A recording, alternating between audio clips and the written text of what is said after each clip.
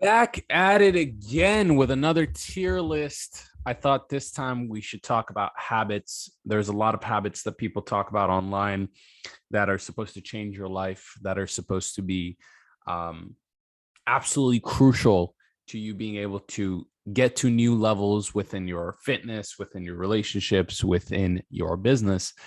Some of them are better than others. I kind of separated this between things that you should do all the time that are life changing. I'm going to edit this even right now. Let's put everyday life changing habits. Then you have, weekly stuff that's very amazing. And then you have what I would consider like monthly. It's pretty good. It's not necessarily necessary for you to do it every day. And then we have hardly.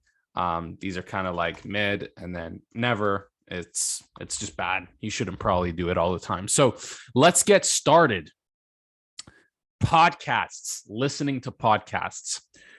I'm going to put this in mid. I think a lot of podcasts are unstructured. I think podcasts have it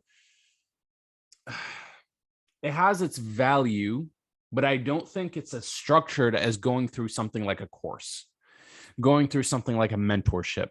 I think it's just random riff-raffing topics, kind of like these videos, where you can get a lot of information and it can be helpful, but most of the time it's just all over the place. Personally, I listen to podcasts when I'm trying to do mindless activities. If I'm like driving and I don't necessarily want to fill my mind up with knowledge, but I want to actually just chill, I'll listen to like an interesting Joe Rogan podcast. I'm learning something, but it's not necessarily about personal development. It's not necessarily about business. It's sometimes about random topics like aliens. So podcasts, they have their place. I think it should be more so for edutainment, like education and entertainment, than an everyday occurrence. Musical instruments, I'm going to put this in pretty good. Of course, if you want to learn a musical instrument, you're going to have to do it more than monthly. I don't think it's necessary for everyone to learn a musical instrument, but if you have time on your hands, instead of scrolling on YouTube and Instagram, why not learn an instrument? Also, it's going to help with your brain processing skills. I think there's a study done that those who know musical instruments and can play musical instruments, I play the guitar, they have less chances of having Alzheimer's. So I highly suggest it. If you have some extra time on your hands, it's probably not necessary. Investing. We're going to put this here. I don't invest weekly. You can invest weekly. I invest bi-weekly into just S&P 500 index fund.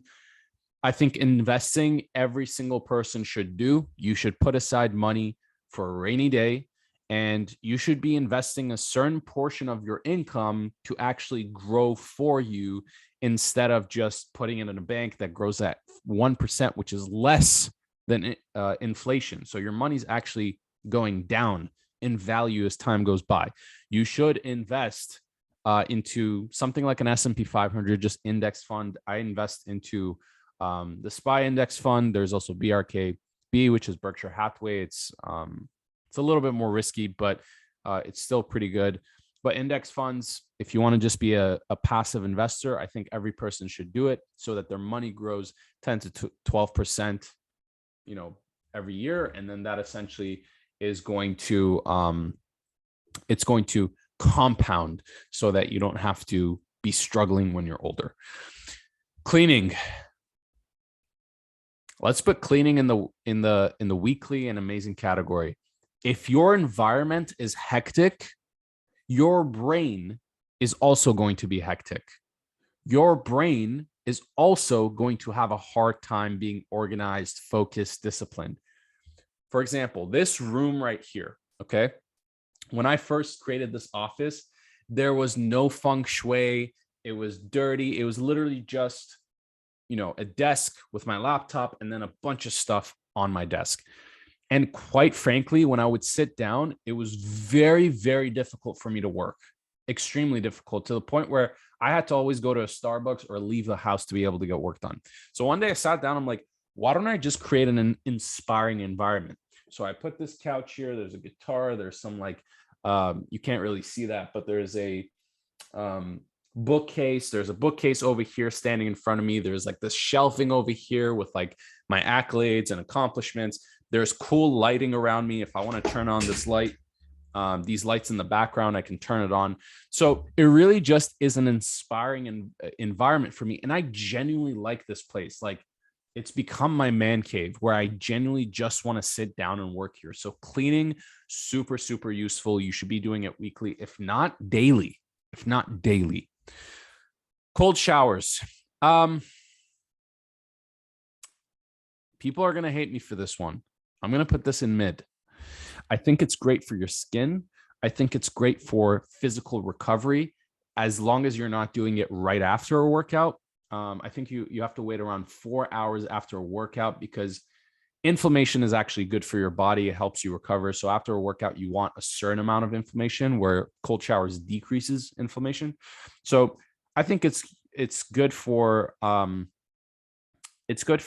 recovery for the body. It's good for your skin, and it's good for if you lack discipline. If you lack a discipline, doing a cold shower the moment you get up every single morning is going to help you build discipline, because it is a difficult task. A lot of the benefits that people online talk about, though, oh, it's going to help you become, a Superman and have these like powers and just, be able to think different. It's bullshit. It's just complete pseudoscience. It's not real. And to be honest, cold showers are just a pain in the ass. I would rather take a warm shower and then just get to work and be disciplined at my work. Cold showers are also a pain in the ass that if you have to do it consistently. So you have to get up every single morning and do a cold shower.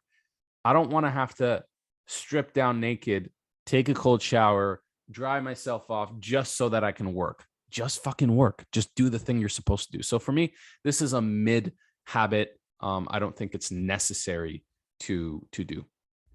Next up, we have meditation. The most helpful habit that you can have. Meditation is going to be absolutely life-changing. I do this every single day. If not every single day, I do breath work every single day. So I'm going to put this in the same category. You want to make sure that your nervous system is calm, is present, is grounded, so that all the decisions you make are not from a place of ego, whether it's in business or your personal life, is going to be from a place of lack of stress. I think you're going to really build your ability to be resilient and present in situations that are going to cause cortisol responses. So I think meditation, breath work, super, super useful. Other than that, it has very studied research physical benefits that are really good for you. It helps with your gut brain access, the barrier. So your gut health gets better. Your nervous system calms down. It's really good for you. So I'm not going to go through all of the science here. Just go search it up. But I think every single person should be meditating. You should have some app, if you don't know how to meditate, to just guide you through meditation. I personally have done 2 10-day silent Vipassana meditation retreats. It absolutely changed my life. It changed my brain, the way I think, everything. I think meditation is life-changing. Self-help videos. Self-help videos. So a video that you're watching right now, this is a self-help video. I'm going to put this in never bad. Okay. Now you're watching this video, which is a self-help video. Why would I put this in never bad? If you're having a hard time getting shit done, you need to stop watching videos and just get shit done. Okay. Even right now, if you're watching this video and you know there's something more important that you should be doing, go and fucking do it. Stop watching this goddamn video. So for this reason, I'm going to put this in never/bad. However, with that being said, I love self-help videos, but I also get my most important shit done first. I think just like podcasts, you know what? I'll put this in mid. Just like podcasts, it can be useful, but it needs to be structured and you need to get more important shit done first. Don't use it as a way of doing productive procrastination. Affirmations, garbage. Affirmations are not going to be useful for you if you don't have a strong base already. Affirmations are good if you have that belief already set. And if you have that belief already set in your brain, you won't need affirmations. A lot of times when guys do affirmations, they'll stand in front of a mirror and say, I am confident. It might boost your state for a little bit, but if you don't truly have a belief system that backs up pure confidence, and your beliefs will be created by daily actions, things that you do, getting outside of your comfort zone, slowly exposing yourself to things that are difficult so that you expand your comfort zone barrier. If you just stand in front of the mirror and say, I am confident, but you haven't done anything to actually feel confident, you might get a state boost for a little bit, but it's going to go down, and it's going to actually hardwire your brain to believe that you're not confident. If you have to say you're confident, you're probably not confident. And so subconsciously, you're telling yourself the opposite of what you're actually saying in words. So I don't think affirmations are helpful. There isn't much research done on affirmations to see whether it's actually helpful. There's some studies done, but they're not studies that were done well. Okay. It's not like double-blind placebo studies. It's just kind of random. It's not direct correlation or direct cause. It's just like random correlations. Netflix. Here's the thing. I don't think it's terrible. I watch Netflix. I watch shows. I enjoy shows. But you have to utilize your time well. Netflix is like the last, when I'm completely done my day, when I'm done my work, when I'm done my shit, when I have spent my time on things that are better for me, such as going on walks, learning musical instruments, cleaning the house, all these things, then I allow myself to watch Netflix. Okay. And I think it's a good way of winding down. It's a good way of just adding some entertainment throughout your day. Netflix, however, can be in the never and bad category if you overuse it. If you're watching too much or you're binging, then you need to cut it off. Okay. It's a bad thing. So you know what? I'm going to put it in the never bad category. I think you can learn to use Netflix wisely, but for most people, if you're trying to get your habits on right, it's going to be in the never bad. Social media, unless you're using it for business, again, this is either mid or bad. Unless you're using it for business, there's no reason why you should be using social media whatsoever. Like, where's my phone? I want to show this here. If I can show it. I don't know if I can. If I scroll on my phone, there is no social media on my phone. There is no Instagram. There is no Facebook. There is no TikTok. I download those things when I need to upload on there for my business. However, I do not have those things. Social media, Facebook, Instagram, TikTok, they have departments of people who do studies to find out how they can make the app as addicting as possible to the human brain. Okay, take that in. They have departments, not one person or two people, multiple people who are doing studies to find out how they can make the app as addicting as possible. Because the longer you stay on the app, the more money they make through ad revenue. So you are the product. Delete social media. If you're using it for business, download it, upload, delete it again. I literally download Instagram every day whenever I need to upload. Okay. But then I immediately delete it. So super important for you to do this. I think it was the woman who came up with the like button on Facebook doesn't even use Facebook because she knows how addictive it is. Social media, garbage. Go on a two week no social media use challenge. I highly suggest it. Sleep. Oh man, sleep is the most life-changing tool. Your immune system, your brain, your physical power, your emotional and mental well-being, everything is going to, if you have a bad sleep schedule, you need to fix it. You need to be waking up and sleeping at the same time every single night. And I would suggest fixing sleeping on time first. A lot of people try to wake up on time, but they're sleeping late. You need to sleep ideally before 12 a.m. Get at least 7 hours at the bare minimum, at least 6 hours at the bare minimum, but I suggest 7. Usually 8 or 9 is ideal to get the most out of your sleep, the most sleep cycles. You're going to be a completely different person. It's going to change your productivity, how you show up, everything. A lot of people that I personally know, mentors of mine, even clients of mine who have like really big businesses who don't sleep well, who sleep 5 hours, 6 hours a night. That is shit for you, bro. Like that is not going to be helpful at all to get shit done, because even though you have what 3 more hours in the day, those 3 hours and the hours that are going to come after it are not going to be used at your 100% capacity. It's going to be used at a 50% capacity. Whereas if you just got 3 more hours and got 8 hours of sleep, you're now at your 100% capacity. I think everyone needs to fix their sleep schedule. It's the most important thing.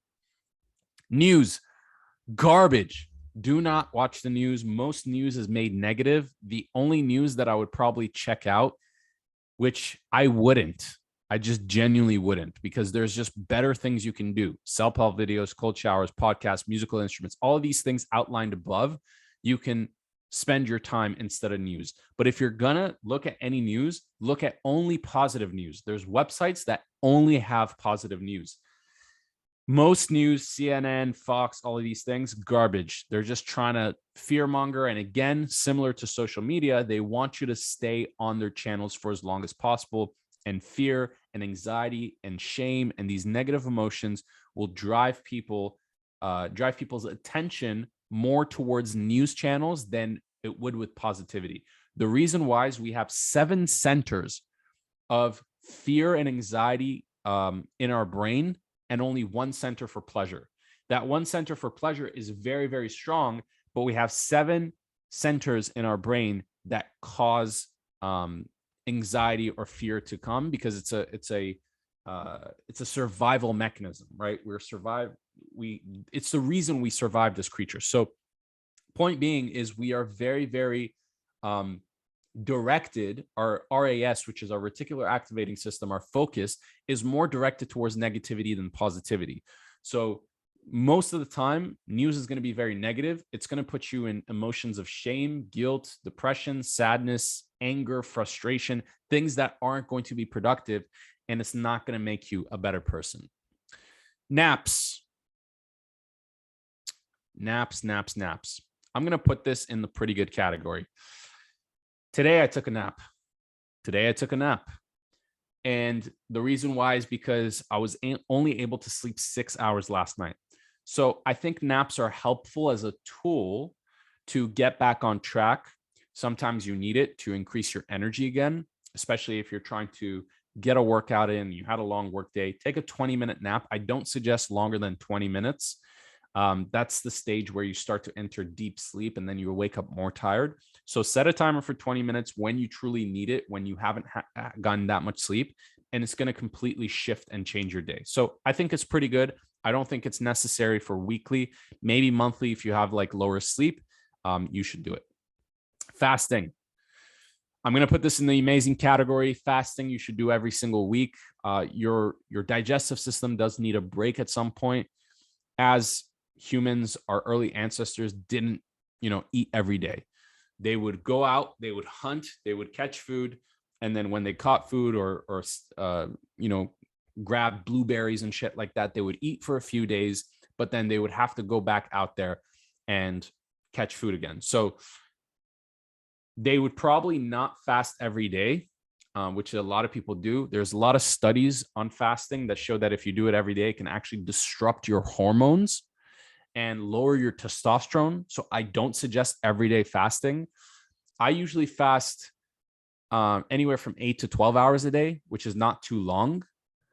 However, once a week, I try to get in at least 16 plus hours just to give my digestive system a break and kind of push things through.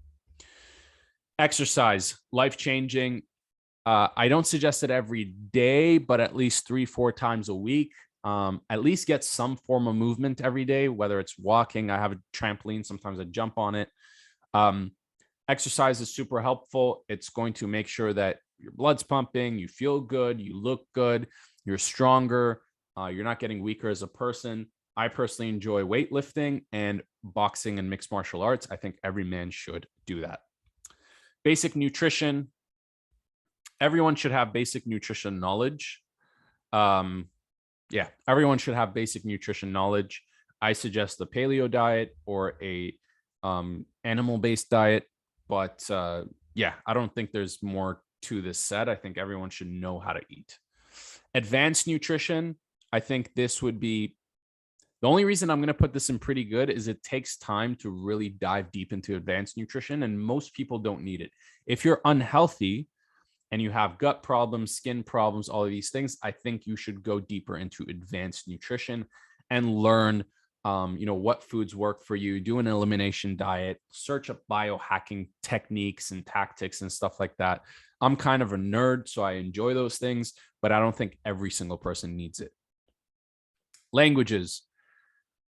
Languages pretty good. If you learn more than one languages, you're just going to be able to meet more people, connect with more people. You'll also be able to think differently because each language has their own different style and patterns of thought.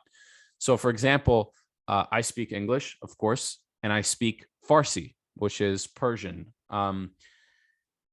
And the way that they talk, the way that they express, the way that they think is a completely different way of thinking than if you were to speak English. So it's going to give your brain more tools to essentially think differently. Also, the more languages you know, the less chances of having Alzheimer's in the future, especially when you're older. It just helps your brain think way, way better. Writing. Writing what though? I'm gonna consider this journaling. And if it's journaling, I'm going to put this as life-changing. I don't do this every day. However, I do this weekly, at least 3-4 times a week. With my clients, we have a specific journaling process to completely get rid of negative emotions. So I think it has to be structured and you have to know what you're doing when you're actually journaling. But even sitting down and just writing down your thoughts and blurting out your emotions on a piece of paper is going to be very therapeutic. And it's going to be super helpful for your life to increase productivity, increase output, to make you a better man. Books. Every single day, I read at least 10 to 20 pages. I'm constantly reading. I'm trying to get, I used to read a book a week. Yeah, I used to read about a book a week, sometimes even 2 books a week. That was when I had a little bit more time. I didn't have that big of a business, or I didn't have many clients. Now that I have clients and I have a bigger business and stuff like that, I can't read 1 book a week. I try to get 1 book a week in, but right now I'm at about 1 book every 2 weeks, sometimes 1 book every month, honestly. But even then, if you look at like 1 book a month, right? At the end of the year, you would have read 12 books. That's 12 books of people who have experience and knowledge that have packaged it in a book for you to be able to take and improve your life. So I highly, highly believe in books. And I suggest every single person to at least read 1 book a month, if not 1 book a week. Audiobooks. I'm going to put this in amazing. The only reason why is because I just personally don't retain as much information from audiobooks. I just don't. And sometimes like a book will have exercises or it'll have like certain quotes that I want to highlight and come back to. And it makes it really hard to do with audiobooks. However, if I'm on the go, audiobooks are amazing. It just saves you time. You don't have to sit down and read. Sometimes I have a very busy day and I would rather just put in my, audiobook in my ears, listen to it. And that way I'm still getting in my learning time. College degree. I don't know why this is actually here in this list, but we'll do it. I'm gonna put this as I'm gonna put this as pretty good, and I'll tell you why. This is in between mid and pretty good. The reason why it's mid is because it's probably not gonna help you that much. Like you're not gonna. If you're like studying psychology and you get your bachelor's, you're probably not going to get a job. Okay. You're probably going to do something that has nothing to do with psychology. If you're getting a college degree in something that is a trade, in something that is required for you to do some form of training, like an electrician, an engineer, a doctor, a lawyer. You're pretty much going to be well paid, but you're going to also accumulate a lot of debt. I just think that as far as career choices go, there's many career choices where you don't need a college degree that will make you just as much money, if not more, that can be self-taught. Especially in today's world where you can do a lot of things online. You can learn skills that will pay you from home. And so I don't think it's necessary. However, it can also help you. There's studies done that people who have college degrees make more money on average than people who don't. And that's the truth for the majority of people. Also, it teaches you skills. It teaches you how to network with people. You just get the experience of going to college and being around other people, making friends. You also get the experience of actually sitting down and focusing and reading a book and studying, and these things that are going to be helpful later on in life. So I'm going to put this as pretty good. I don't think it's necessary. I also don't know why it was even in this list, but yeah, it's not necessary. It's more so a choice depending on whether it's going to make you more money. So it has to be well thought out. And if you haven't thought it out and you're like, oh, well, my parents want me to go to college, and you're just, doing it to make other people happy, so you choose a random college degree like psychology, you should probably take some time to think about it. So those are my picks. And if you have any other tier list that you think I should try, just drop it in the comment section down below. Let me know what else I missed in here. Of course, there's things like hypnotherapy. I also think that's pretty good. There's things like therapy. I think that's weekly. That's amazing. You should try. Other habits that I think would be helpful, going on hikes, going out. So I didn't put all of those things in. I just put the most popular ones in here that were already on this list. So let me know if there's any other suggestions you have in terms of tier lists to do. I like making these videos because I can riff raff and talk about them. If you like this, make sure to like, comment, and subscribe, and we will talk soon. Take care.